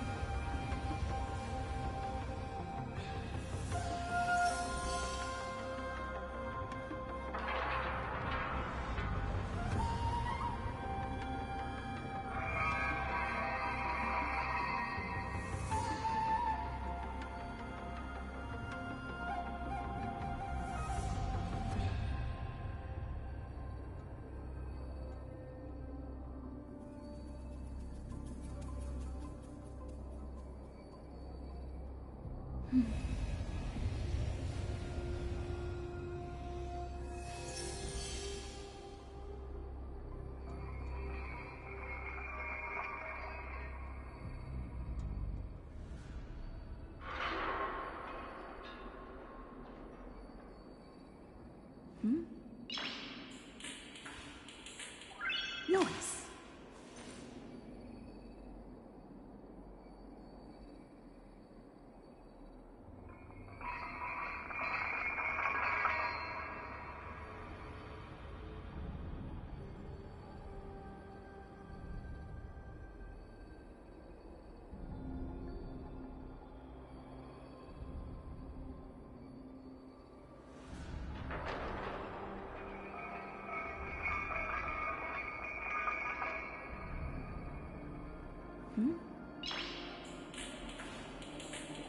Nice.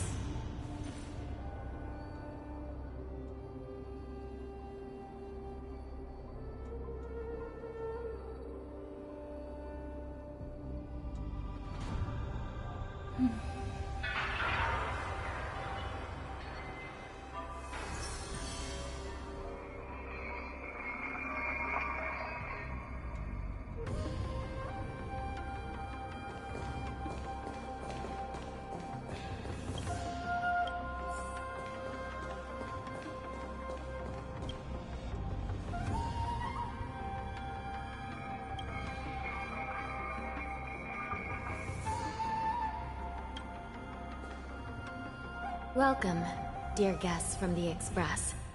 Judge Hanya of the Interrogation Division. We've met before. You don't want to see me? Well, in that case, I can call in the judge who's an expert in acupuncture, or the one who's handy with axes and saws, or the one who knows all about whips and ropes. We've got plenty of options here, and we'll find one that suits your taste. Just kidding. We judges work in shifts, and it just happens to be my shift. Maybe we're destined to cross paths. Please allow me to express my gratitude to you again for subduing the demons in the Fixtral Garden. Looks like while March 7th and I were clueless, you already made many friends on the Shenzhou Luofu.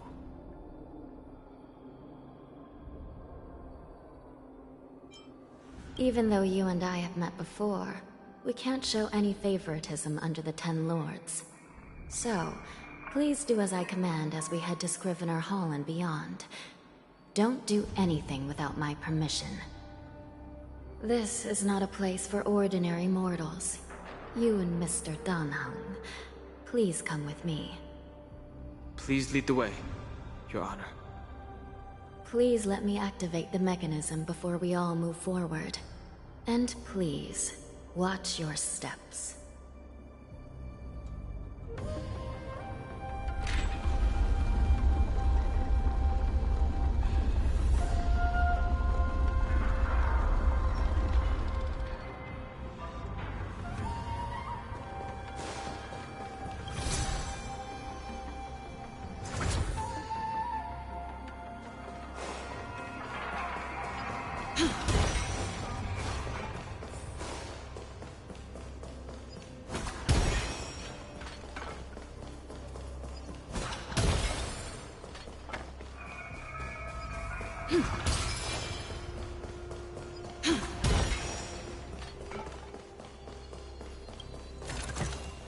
Looks good.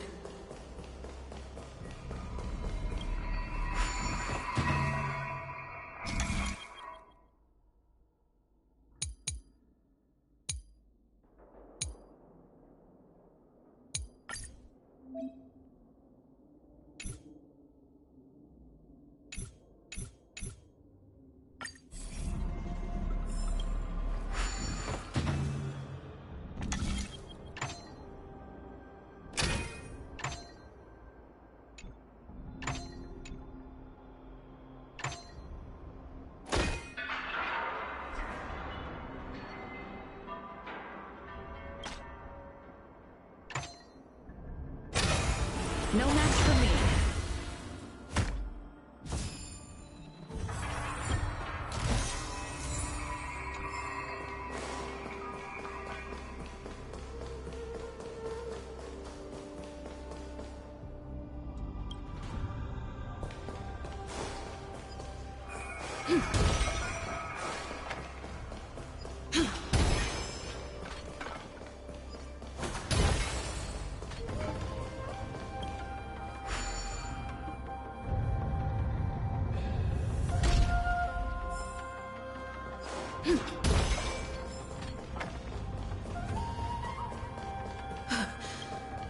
It's freezing. This place is filled with the cold air from the northern peak of the polar delve. Even the toughest long-life species would have a hard time enduring this.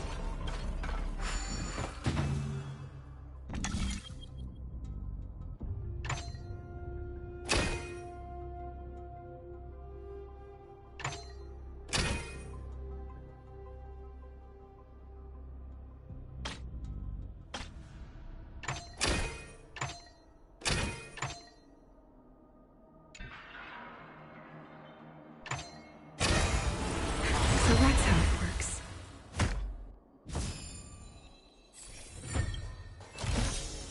Is that all?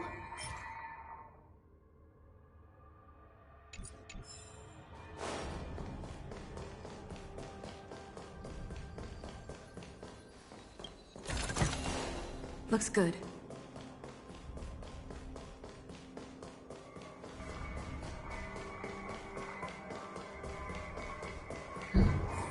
Did you hear something just now? Let me check it out.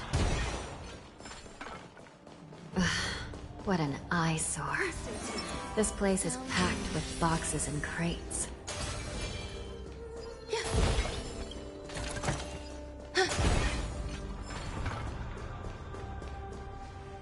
These crates... they look oddly familiar. A few days ago, the Spiritfarers received reports about an IPC transport ship that was attacked by Borison. Then, a bunch of those abominations were dumped into this place. I had a feeling there would be trouble during the war dance, but throwing both the pirates and the cargo in jail?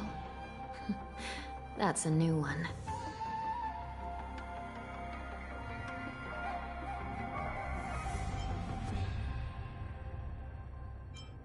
I heard the Intelligentsia Guild crafted something dangerous. We have many records in the Hall of Karma about these wise ones. They love to tinker with forbidden technologies, always trying to push the limits of Ingenia.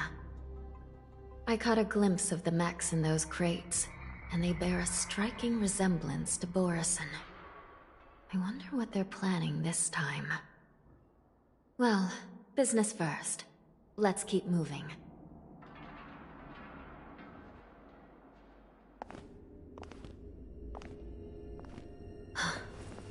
Strange. I don't remember checking the containment facilities a second time.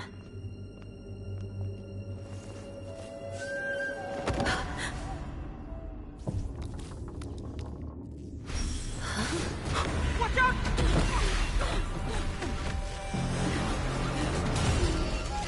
Emergency! All wardens prepare for action! Emergency! All wardens prepare for action!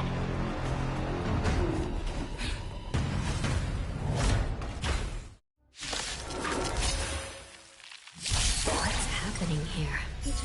Why are these things moving on their own? Something's wrong. The guards aren't responding.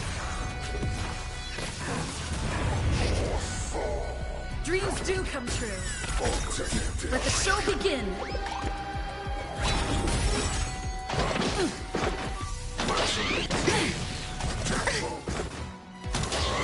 Still the same way. This thing is going wild, just like a voice.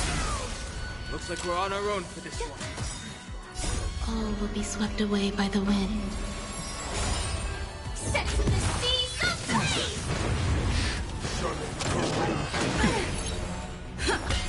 Fight to live!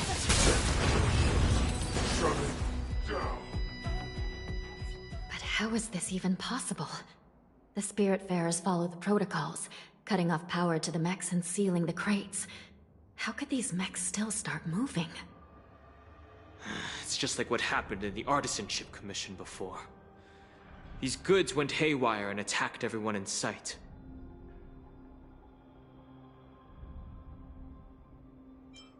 Something seems to be jamming communications within the shackling prison. It's probably these mechs causing the trouble. These things showing up in the shackling prison can only mean one thing. A prison break. And whoever delivered these goods clearly wanted them to go through the Xianzhou's strict inspection process to show the Skyfaring Commission and Cloud Knights how dangerous they were. They wanted these mechs to end up right here, in the shackling prison. If these things already started taking action while nobody was paying attention, then the whole prison is in trouble, I'm afraid. And to make things worse, another group of visitors just entered the depths of the shackling prison, the messengers from the Xianzhou Yaoqing. And the prisoner they came to visit might be the target whom these wolf-shaped mechs were delivered here for. If that vicious beast manages to break free, It will be a catastrophe for the Xianzhou Luofu.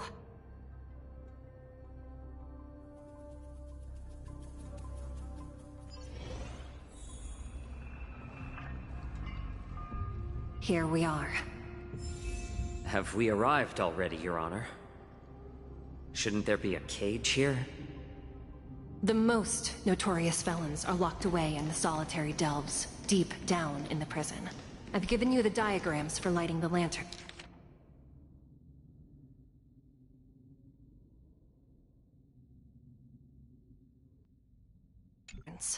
Please take a look.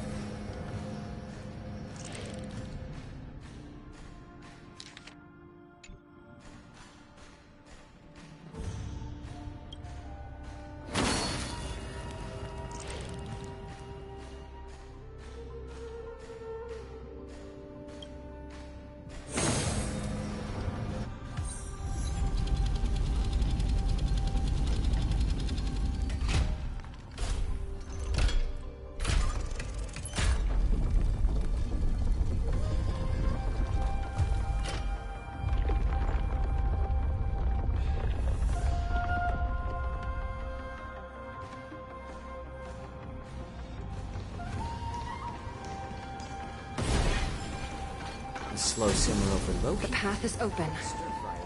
Once we descend to the bottom of the prison, please do not do anything reckless.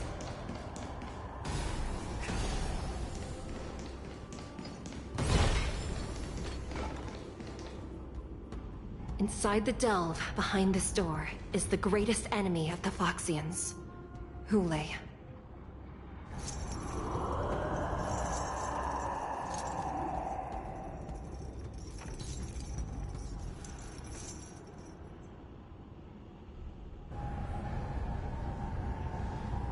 According to custom, envoys from the Yao Qing visit the Xianzhou Luofu once every century to check on this abomination's imprisonment and condition. Even though the Ten Lords Commission sentenced Hulei to the Forest of Swords, suffering every day for the rest of his life, I understand that the Yao Qing messengers want to see him dead. Unfortunately, for the past 7 centuries, they've had to return disappointed. Because this beast simply can't be killed. If we can use his toxin to create medicine and save an innocent life, it might help balance out some of the sins he's committed.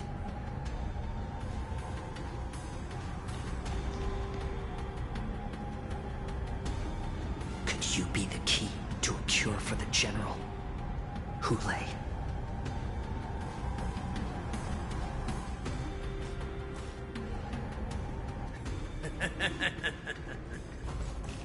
And once again, the envoys of the Yao Qing will leave disappointed. However, I won't say the same for me and my brothers. Who's there? I'm just a humble counselor of the Rhino Hound Pack. You can call me Mock Talk. Wardens, intruders on the lowest level! Send reinforcements! Nobody will hear you here, at the bottom of the shackling prison. Thank you for opening up the prison for us, Your Honor. We'll take it from here. No wonder I kept smelling that familiar stench. So it wasn't just my imagination. Do your thing, Morsa. We mustn't let these abominations get any closer! Detestable things. There are too many of them. Once we were inside, we found soldiers failing everywhere. The mood is set. Let the show begin! I like adding fuel to the fire. A little more heat. rhythm get messed up. Let's improvise. I suggest you surrender now. Of course, I'll still kill you. But I promise it'll be sweet. Catch up. I like adding fuel to the fire.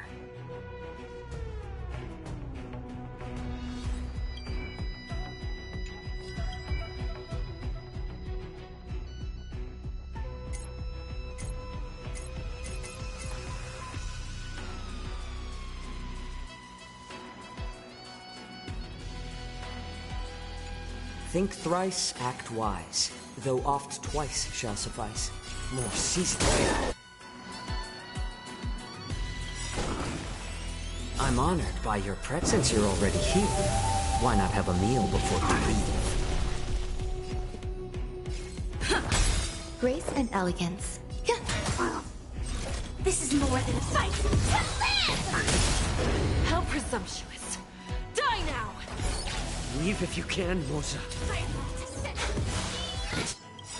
Not time yet. The mood is set. Let the show begin.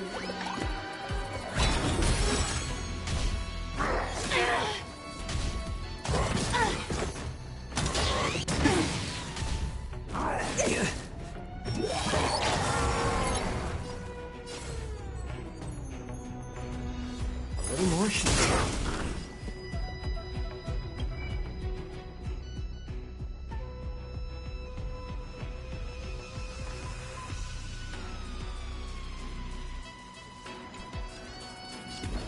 Dreams do come true. There's more to... Every petal... All will be swept away by the wind. Fight to live!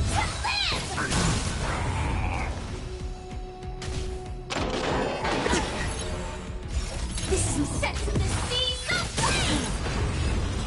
Shut it down. Guard the gate! They can't be allowed in!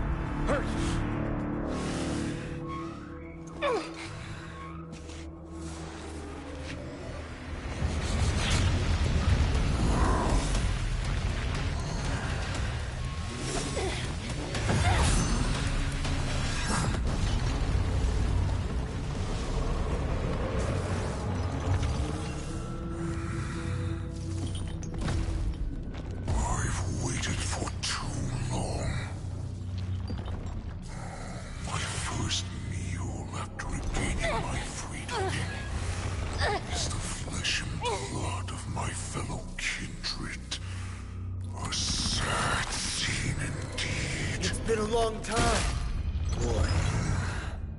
Welcome back.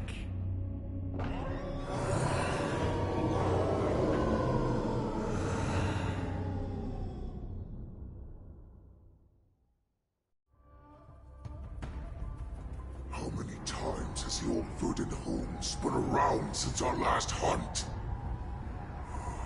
Duran's whelp. Tell me your name. Oh, great Hule, nemesis of the Foxians, and the hunter of all beings. I'm Moktok, a humble counselor of the Rhino Hound Pack.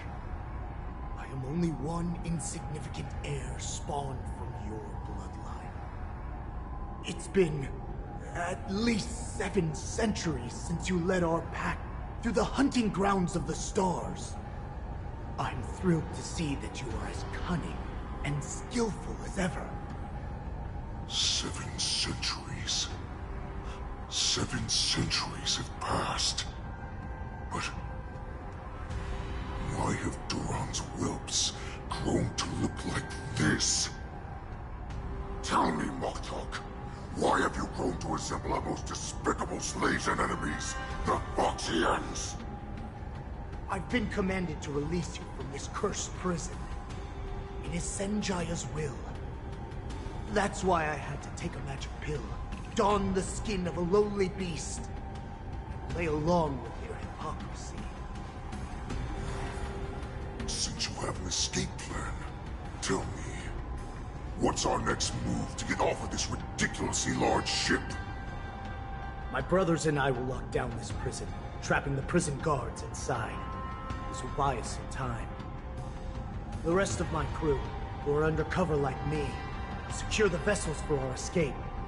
According to the plan, we only have a tight 2-hour window to get out of here. Originally, I intended to carry out the plan tomorrow, but they're planning to transfer you to the Xianzhou Yaoqing now. So I seized this opportunity to set you free. What a reckless plan, you idiot! Even if we manage to get the ships, our chances of escaping are slimmer than a Foxian slipping through my claws! But we have no other choice. The angel serving under the Master of Immortality sent me with a message. Only your return will end the prolonged divisions among the Borisin. Every one of my crew is ready to lay down their lives if it means setting you free.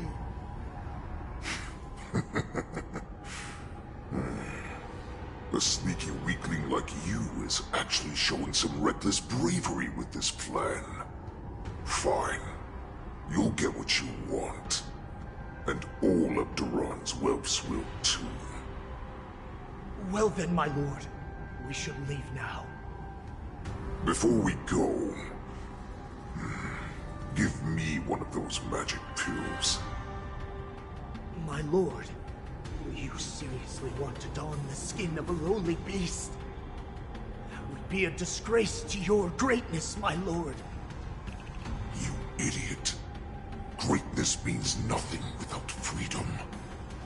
Once I get out, I'll need a disguise that won't raise any suspicion. As you wish, my lord. Is that Foxian slave my meal? No, he's an envoy from the Xianzhou Yaoqing. I plead you to endure him a bit, my lord, as he's more valuable as a hostage. Take him, guys. Time to move out.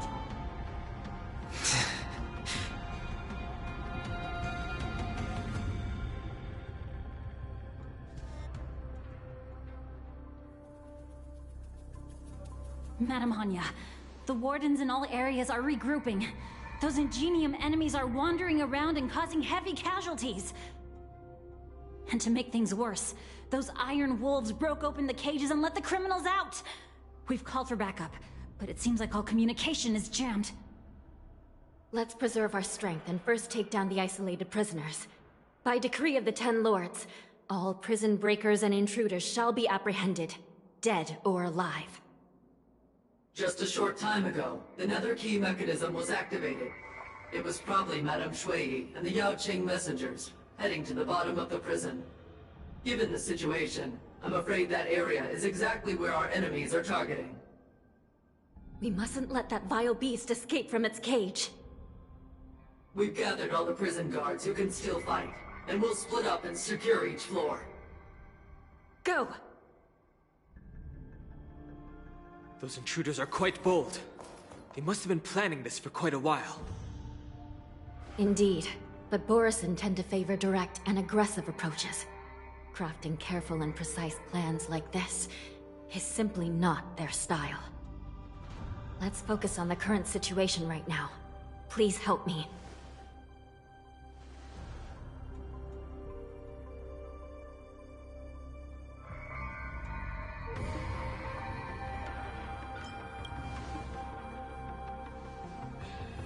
What's the fastest way to the bottom of this prison, Miss Hanya? If we don't get there quickly, we'll soon be outnumbered by all the enemies inside. We'll have to bend the rules. Please, follow me. Prisoners must remain in place in a phase. By decree of the 10 Lords, all prison breakers and intruders shall be apprehended, dead or alive. Yes, ma'am!